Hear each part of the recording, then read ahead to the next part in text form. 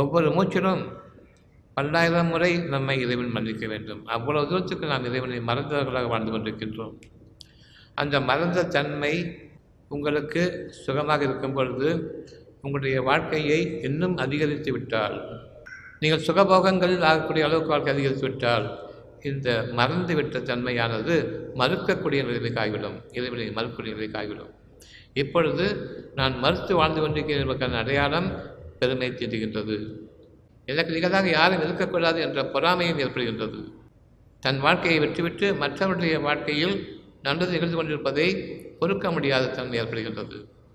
இப்பொழுதுதான் இதனுடைய கோபத்திற்கும் இதனுடைய வேதனைக்கும் ஆளாக இருக்கின்றோம். அந்த நிலைக்கு போகக்கூடாது என்பதற்காக வேண்டி ஆரம்ப நிலையிலேயே உங்களுக்கு உங்களுடைய வியாபாரங்களின் நஷ்டமும் உங்களுடைய உடல்நிலை அதில் உங்களுக்கான நோய்களும் ஒரு சோதனையாக உருவாக்குகின்றான்.